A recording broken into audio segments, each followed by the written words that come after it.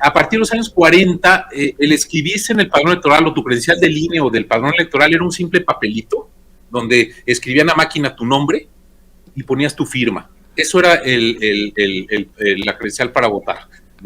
Se guardaba, me acuerdo, en un sobrecito, ahí está, un sobre horrible, y se sacaba cada 3 años el papelito, no servía absolutamente para nada, ¿no? El papelito, ahí estaba el nombre del elector, su sección, etcétera, pero no tenía ni más seguridad que un papel con un nombre escrito a máquina. Cualquiera podía ver ese papel, podía falsificar ese papel sin ningún problema, ¿no? Y eso ocurrió durante décadas. Entonces el padrón electoral, o sea, la lista de las personas o mexicanos que podían votar era en esos años una verdadera pachanga, porque como el gobierno la controlaba, ¿qué es lo que hacía?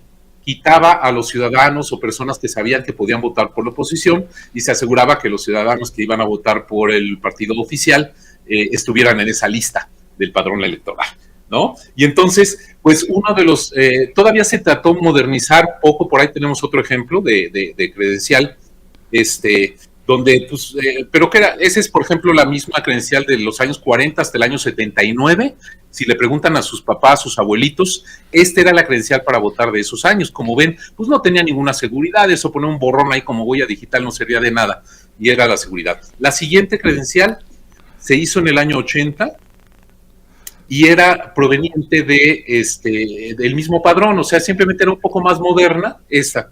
Seguramente algunos la recuerdan, pero tenía muy pocos datos, el nombre, la dirección, municipio, localidad, y párenle de contar, no tenía más nada. De hecho, yo conocí muy bien cómo se guardaban estos datos, se guardaban en unas cintas de computadora que eran como unos enormes carretes de cintas de esos como de películas mexicanas antiguas del Santo y el Blue Demon, ¿no? Con las computadoras estas, sí.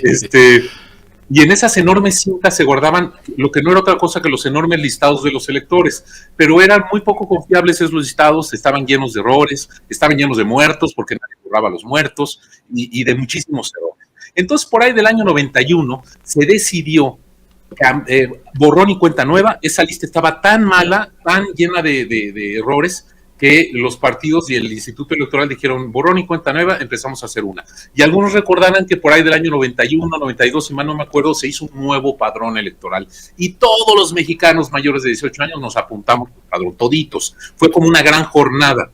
Y se hizo un nuevo padrón que ya tenía más datos, que ya tenía mucha más información, que ya tenía más seguridad, pero todavía no se podía poner fotografía. Los partidos de oposición decían que tenga foto la credencial para que no vaya cualquiera, porque antes se cachaban a los tranzas que hacían trampa en las votaciones del PRI con fajos de credenciales de elector para votar así, pero uno tras otro. O sea, pues si no tenía foto, nunca íbamos a poder identificar. Y todas las trampas que se hacían en las casillas, ya no me voy a extender, llevamos media hora, pero bueno, me parece interesantísimo. Carrusel, el ratón loco, ¿no? Pero bueno, terminando con la secuencia de las credenciales de elector, lo siguiente que se logró por ahí del año 94 fue ponerle fotografía.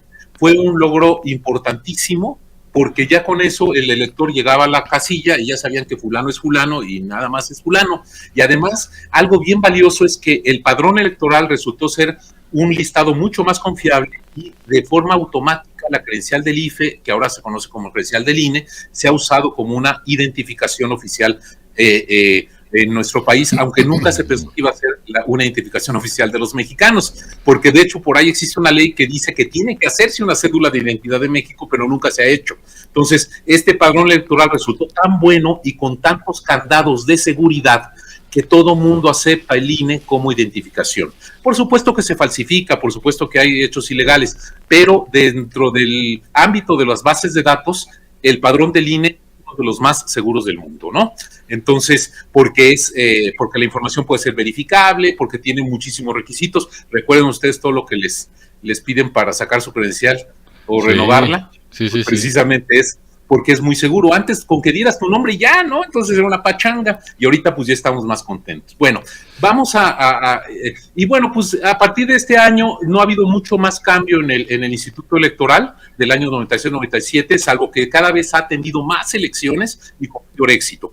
La última mejora importante fue en el año 2007, en donde se le dieron atribuciones para que los partidos pudieran tener más acceso a los medios masivos de comunicación, se inventó el famoso PREP, los resultados electorales preliminares, para que hubiera más confianza en la difusión de resultados, cada vez era más confiable. Decir, antes del INE, cuando decían, hubo elecciones y los tales fueron tales, todo el mundo decía, chale, o sea, nadie los creía. Y ahora todo el mundo cree en los resultados del INE, ¿no? Eso es bien importante, y además lo creen las noches. Aunque los políticos digan, no, que el instituto, que falla, que esto y que el otro, la verdad es que todos los mexicanos estamos pendientes a las 9 de la noche de una elección federal para ver la información que el INE va a decir.